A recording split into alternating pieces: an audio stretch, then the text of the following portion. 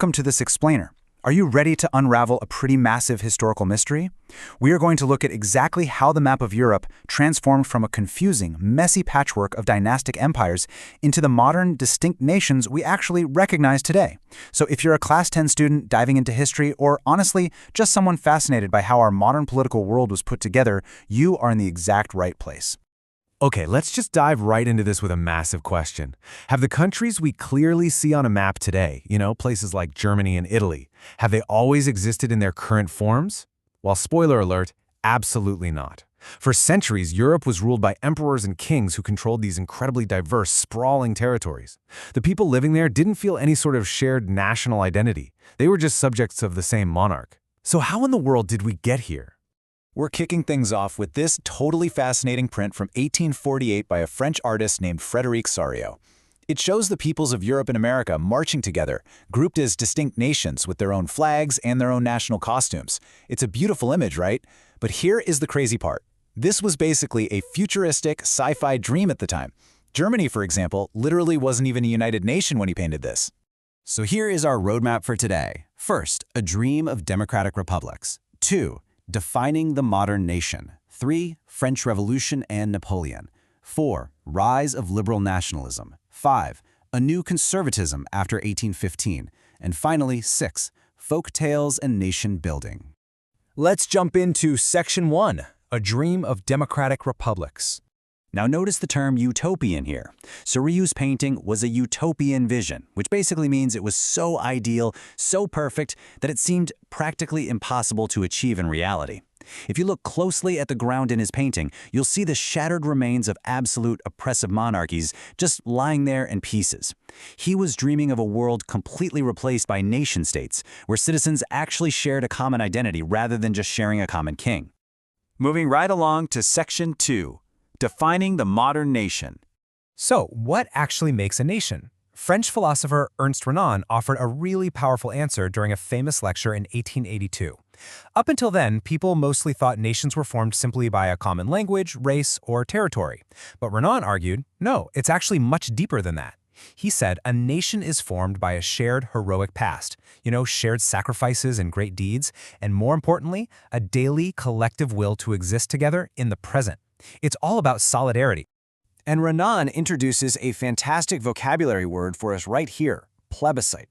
He famously stated that a nation's existence is a daily plebiscite. This really emphasizes that a nation completely requires the active, direct consent of its inhabitants. A nation can't just conquer a bunch of people and force them to belong against their will. It has to be a choice. All right, on to Section 3, French Revolution and Napoleon. You see, the French Revolution didn't just overthrow a king, it practically invented a totally new way to organize society. To forge this brand new collective identity, French revolutionaries introduced some very specific, really clever measures. They started emphasizing la patrie, the fatherland, and le citoyen, the citizen.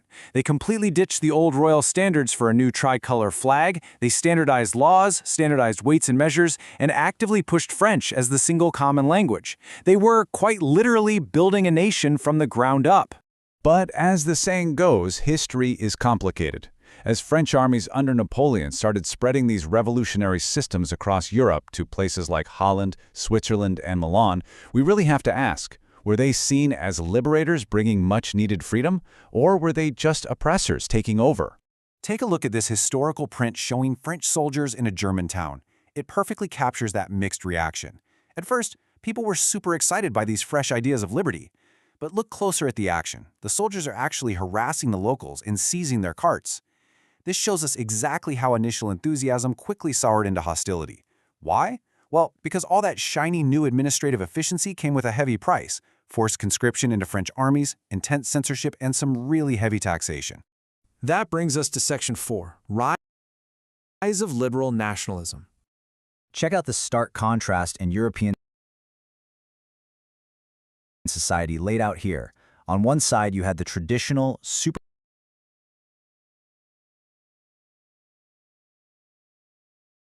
powerful landed aristocracy. This was a tiny group united by vast country estates, and they all spoke French just to show off their high status. But thanks to the Industrial Revolution, a totally new middle class was emerging. educated businessmen and professionals. And these were the folks demanding change.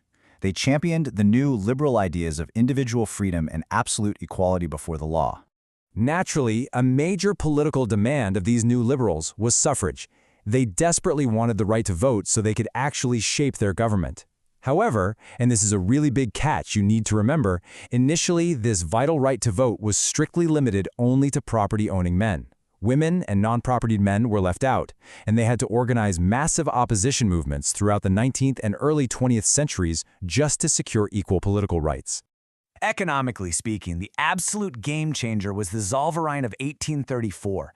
I mean, imagine trying to do business when every little neighboring town has a completely different currency and heavily taxes your goods. It was an absolute nightmare. This customs union effectively united the German Confederation economically by wiping out trade barriers, building a vast network of railways, and drastically slashing the chaotic number of currencies from over 30 down to just 2.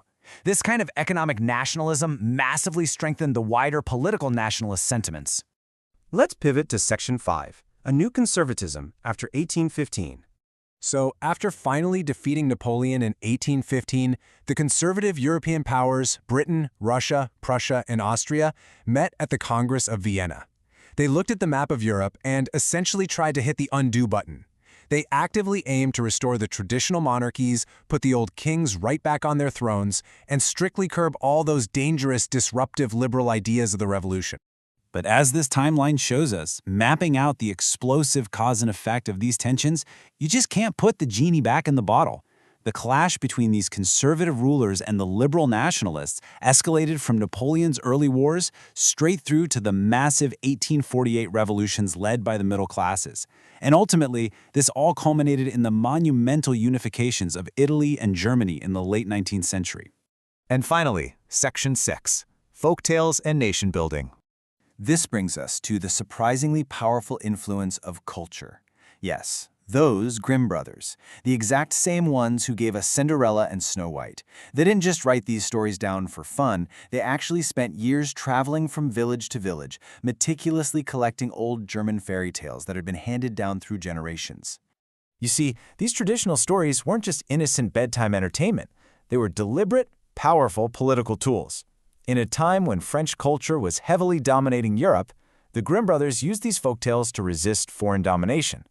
They were trying to forge a shared, authentic national spirit. They were basically saying to the people, look, this is who we are. This is our true German identity. To wrap up this explainer on how modern nations were forged out of ancient empires and revolutionary ideas, I want you to take a second and reflect on your own world right now. Think about the holidays you celebrate, the historical myths you were taught in school, or even the language you speak every day. What specific language, cultural traditions, or stories shape your own national identity today? Think about that and keep exploring history.